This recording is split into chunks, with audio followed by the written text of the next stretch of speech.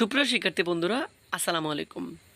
আমাদের আজকের ভিডিওতে আমরা মাল্টিপল সিভি রাইটিংয়ের যে ফরম্যাটটা রয়েছে সেই ফরম্যাট নিয়ে আলোচনা করব। তো তোমরা বলতে পারো, স্যার আপনি তো মাল্টিপল সিভি রাইটিংয়ের ওপর পরপর 2টা ভিডিও আপলোড করেছেন, তাহলে আর কেন? তো যেই 2টা ভিডিও আপলোড করেছিলাম সিভি রাইটিংয়ের ওপর, দেখছিলাম সেটা একটু কঠিন হয়ে যায়। তো এই জন্য মূলত আরও আপডেট তোমাদের জন্য নিয়ে আসছি। তুমি যদি আজকের ভিডিওটা দেখো তাহলে বাবা স্যার এটা এতদিন দেন না কি জন্য, এটা তো আরও সহজ। তাই বলছি ভিডিওটা মনোযোগ সহকারে দেখো। যারা ইউটিউব থেকে দেখতেছো তারা আমার চ্যানেলটিকে সাবস্ক্রাইব করে পাশে থাকা বেল বাটনটি অন করে দাও। আর যারা ফেসবুক পেজ থেকে ভিডিওটি দেখতে পারতেছো তারা ফেসবুক পেজটিকে ফলো করে দাও এবং এই ভিডিওটি বেশি করে বন্ধুদের মাঝে শেয়ার করে দাও, যাতে করে এখান থেকে তোমার বন্ধুরাও উপকৃত হতে পারে। তো বন্ধুরা, আজকের ভিডিওটা ভালো করে দেখো, তাহলে এর পরে তোমার কখনোই সিবি নিয়ে আর প্যারা থাকবে না। আর আজকে এই সিবিটা এত সহজ ভাষায় তোমাদেরকে বোঝাবো, এর আগে কোনো ভিডিওতে আমি তোমাদেরকে এরকম করে বোঝাই নাই। তো আমরা জানি সিবি লেখার জন্য আমাদের প্রথমে লাগবে ডেট, সেটা তো নর্মালি আমরা জানিই। ডেটটা লিখবো, ডেট লেখার পরে আমরা লিখবো দি হেডমাস্টার অথবা দি প্রিন্সিপাল অথবা দ্য ম্যানেজিং ডিরেক্টর। তো এটা কিন্তু অনেক সহজ, যে যদি সাবজেক্টটা যদি দেখো স্কুল সম্পর্কিত, যেমন অ্যাসিস্ট্যান্ট টিচার বা ইংলিশ টিচার, এরকম টিচার রিলেটেড থাকে বা লাইব্রেরিয়ান পোস্টে থাকে এবং পাশে স্কুলের নাম দেওয়া থাকে, তখন তুমি লিখবা দি হেডমাস্টার। আর যদি দেখো না কোনো কলেজের পোস্ট বা ইংলিশ লেকচারার থাকবে, মাস্ট বি লেকচারার থাকবে, তখন তোমাকে দ্য প্রিন্সিপাল ইউজ করতে হবে। আর যদি দেখো প্রশ্নের মধ্যে কোনো কোম্পানির নাম দেওয়া আছে বা ব্যাংকের নাম দেওয়া আছে, অথবা সহজ কথায় লিমিটেড বা এলটিডি দেওয়া আছে, তখন তোমাকে ধরে নিতে হবে মাস্ট বি সেখানে তোমার দ্য ম্যানেজিং ডিরেক্টর ইউজ করতে হবে। আশা করছি তোমরা এটা কী লাগবা বুঝতে পারছো। এটা কিন্তু মেইন ফ্যাক্টর সিভির, এইটাই কিন্তু মেইন ফ্যাক্টর যে কখন হেডমাস্টার, কখন প্রিন্সিপাল, কখন দ্য ম্যানেজিং ডিরেক্টর ইউজ করতে হয়। দেন তারপরে school, college or company name বা ব্যাংক নেম। উপরে যদি তুমি হেডমাস্টার ইউজ করো তাহলে তুমি স্কুল নেম ইউজ করবা, উপরে কলেজ প্রিন্সিপাল ইউজ করলে এখানে কলেজের নাম ইউজ করবা, আর যদি ম্যানেজিং ডিরেক্টর ইউজ করো তাহলে কোম্পানি দেওয়া থাকলে কোম্পানির নাম ইউজ করবা, আর ব্যাংক দেওয়া থাকলে ব্যাংকের নাম ইউজ করবা। দেন স্কুল, কলেজ আর কোম্পানি অ্যাড্রেস। এটা কিন্তু বন্ধুরা অনেক সময় প্রশ্নে দেওয়া থাকে, একটু খেয়াল করবা। প্রশ্নে আগে দেখবা ঠিকানা দেওয়া আসেনি, যদি প্রশ্নে ঠিকানা দেওয়া থাকে তাহলে এখানে সেই ঠিকানাটা ইউজ করবা, আর যদি ঠিকানা না দেওয়া থাকে তাহলে এখানে তোমার মন মতো স্কুল, কলেজ অথবা কোম্পানির অ্যাড্রেস যেটা আসে সেটা সম্পর্কে অ্যাড্রেসটা দিয়ে নিও। তারপরের যেই টপিক সেটা সাবজেক্ট। সাবজেক্টটা কি? Prayer for the post of a বা এন টপিক। এখানে বন্ধুরা এই টপিকের জায়গাটা তুমি যে বিষয়ে আসবে সেটা লিখবা, যেমন অ্যাসিস্ট্যান্ট টিচার আসলে অ্যাসিস্ট্যান্ট টিচার লিখবা, সেলস ম্যানেজার আসলে সেলস ম্যানেজার লিখবা, লাইব্রেরিয়ান আসলে লাইব্রেরিয়ান লিখবা। এখন প্রশ্ন স্যার এই যে এখানে এ বা এন রয়েছে, এই দুইটা আমরা কখন ইউজ করব? এই দুইটা কথা একটু বলে দেই। এই যে টপিকটা দেখতে পাচ্ছ সেখানে, এই টপিক যদি শুরু হয় ভাওয়েল দিয়ে তাহলে এখানে ব্যবহার করবা এন, আর টপিকটা যদি শুরু হয় কনসোনেন্ট দিয়ে তাহলে ব্যবহার করবা এ। যেমন আমরা উদাহরণস্বরূপ বলতে পারি, যদি পরীক্ষাতে আসে অ্যাসিস্ট্যান্ট টিচার, তাহলে অ্যাসিস্ট্যান্ট টিচারের একটু খেয়াল করো, দেখো এখানে প্রথম অক্ষর এ, তখন এ একটা ভাওয়েল আমরা জানি, আর এই ভাওয়েলটা টপিক হওয়ার কারণে এখানে আমি ব্যবহার করব এন, তার মানে অ্যান অ্যাসিস্ট্যান্ট টিচার। আর যদি আসে সেলস ম্যানেজার বা সেলস অফিসার, তাহলে দেখো এই সেলস অফিসার বা সেলস ম্যানেজারের এই দুইটা ওয়ার্ডের প্রথম অক্ষরটা কিন্তু এস, এস একটা কনসোনেন্ট, তাহলে আমি ব্যবহার করবো এ সেলস ম্যানেজার বা এ সেলস অফিসার। আশা করছি এখানে তোমরা পুরোপুরি ক্লিয়ার হয়ে গেছো। তারপরে আমাদের বন্ধুরা এই যে আমাদের ম্যাজিক যেটা, সেটা আজকে তোমাদের জন্য অপেক্ষা করতেছে, একটু খেয়াল করো, ভিডিওটা একটু ভালো করে দেখো। তারপরে সুন্দর করে লিখবা স্যার।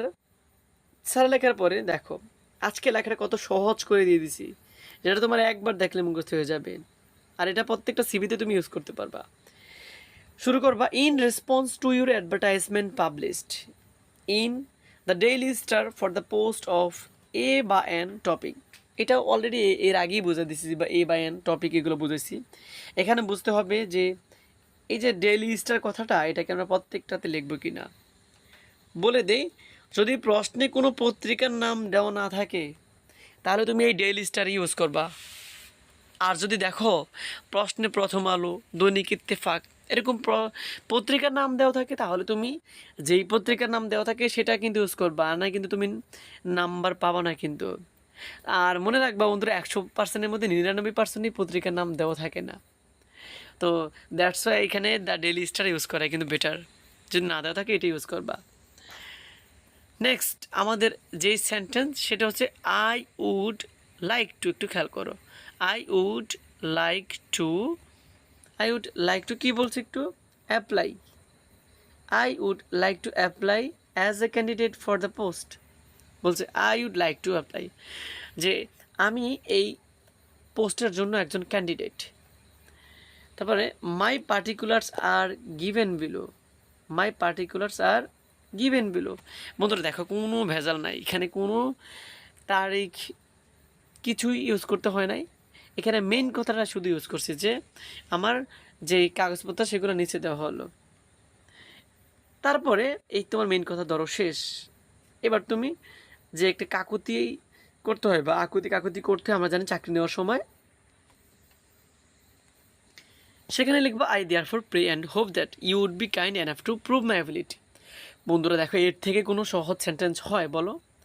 এই যে তোমাদের মূল কথাটা একটু দেখো, আমি পুরোটা মার্ক করে দিই। এইখান থেকে হচ্ছে এই পর্যন্ত দেখো 1 লাইন 2 লাইন হয় টোটাল, মানে এই দেখো নিচেরটা আর এই নিচেরটা দুইটা মিলে 1 লাইন হয়।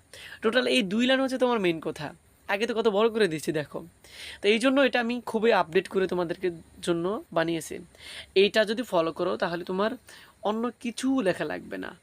তো এইটাই ফলো করলেই যদি আমি নাম্বার পাই তাহলে আমার অন্যটি ফলো করার দরকার কি, তাই না? তো এইটাই কিন্তু তুমি ফলো করবা। তো তারপরে বন্ধুরা তোমরা লিখবা ইউর সিনসিয়ারলি বা ইউর ফেথফুলি। তুমি দুইটার যে কোনো একটা ইউজ করতে পারো, ইউর ফেথফুলি ইউজ করতে পারো বা ইউর সিনসিয়ারলি ইউজ করতে পারো। তারপর তোমার নাম লিখে দিবা। এই যে এইটুকু, এই যে যেটুকু দেখালাম, এই যে ডেট থেকে সিনসিয়ারলি পর্যন্ত এইটুকু লাগবে একটা পেজে। অর্থাৎ তোমার খাতাটাকে 2 ভাগ করবা, এই বাম পাশের পেজে লাগবে এই লেখাটুকু, অন্য কিছু এই পেজে লেখার প্রয়োজন নাই। এবার ডান পাশের পেজে চলে যাবা। ডান পাশের পেজ চলে গিয়ে সর্বপ্রথম লিখবা হচ্ছে কারিকুলাম ভিটা, বড় করে লিখবা কারিকুলাম ভিটা, এই কথা লিখবা। ঠিক আছে, কারিকুলাম ভিটা লেখার পরে এখানে ফার্স্ট অফ অল 1 নম্বরের নাম্বারগুলো দেখো। 1 নম্বরে হচ্ছে তোমার নাম লিখবা, 2 নম্বরে তোমার ফাদার্স নেম লিখবা, 3 নম্বরে হচ্ছে মাদার্স নেম, 4 নম্বরে প্রেজেন্ট অ্যাড্রেস, আর 5 নম্বরে পার্মানেন্ট অ্যাড্রেস। এই দুইটা একটু বুঝাই দিয়ে দেখো, এই দুইটা নিয়ে অনেকজনের অনেক প্রশ্ন। প্রেজেন্ট অ্যাড্রেস আর পার্মানেন্ট অ্যাড্রেস, দেখো আমি দুইটাতে কিন্তু সেম একই অ্যাড্রেস দিছি, যে হায়দারগঞ্জ, রায়পুর, লক্ষ্মীপুর। তো এটা আমার ঠিকানা মূলত। তো আমি মূলত জন্মগ্রহণ করেছি হায়দারগঞ্জ বা রায়পুর, লক্ষ্মীপুর, ইভেন এখনও থাকতেছি এখানে। তোমার যদি জন্মগ্রহণের ঠিকানা এবং বর্তমান ঠিকানা একই রকম হয় তাহলে তুমি এই দুইটা একই রকম ইউজ করবা। আর যদি দেখো প্রেজেন্ট অ্যাড্রেস হচ্ছে তোমার এই জায়গায় আর তুমি জন্মগ্রহণ করছো অন্য জায়গায়, তাহলে তুমি দুইটা 2 রকম ইউজ করতে পারো। তবে পরীক্ষাতে তুমি যেহেতু দিবা, দুইটা 2 রকম ইউজ করার দরকার নেই, দুইটা একই রকম ইউজ করো। ঠিক আছে, এটা নিয়ে কোনো প্যারা নাই।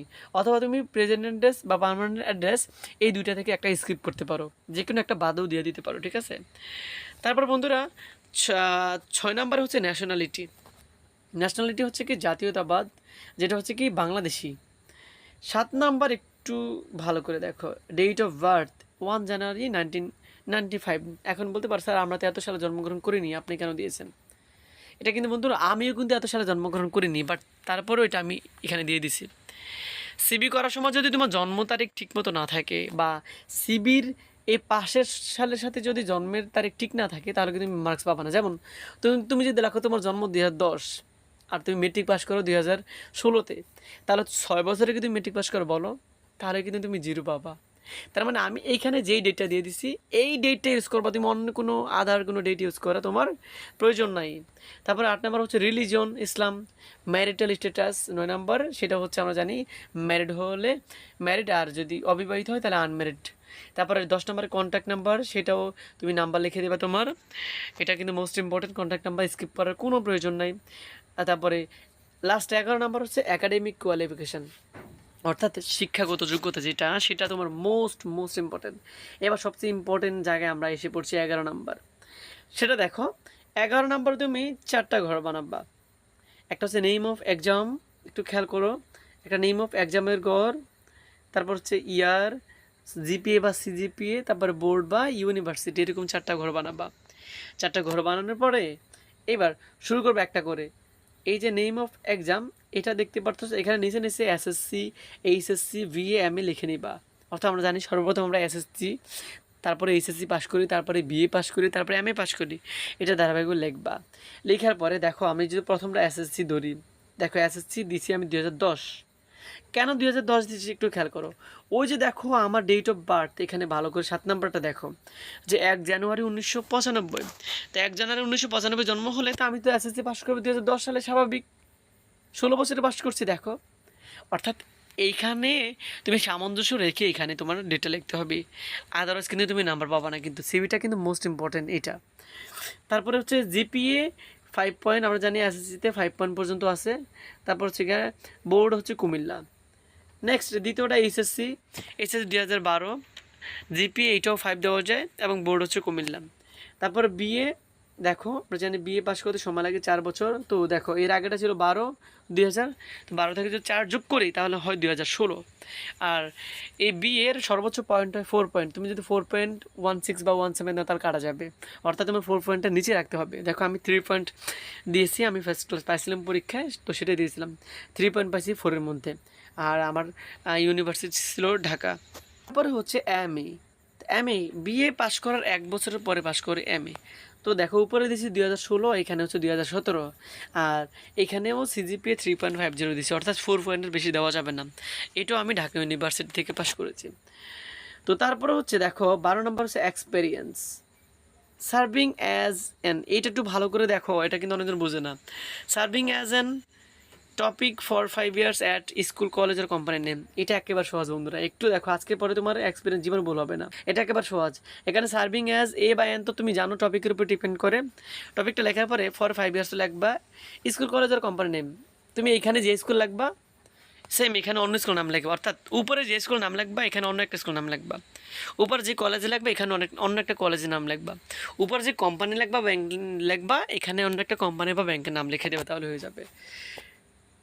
তারপর 13 নম্বর হচ্ছে স্কেল, মাইক্রোসফট অফিস ওয়ার্ড 2010, এটা যেভাবে আছে তুমি সেভাবে ইউজ করো। তো বন্ধুরা এই হলো তোমাদের সিভি রাইটিংয়ের একেবারে শর্টকাট পদ্ধতিতে সিভি রাইটিং, এর থেকে সহজ তুমি কোথাও পাবা না।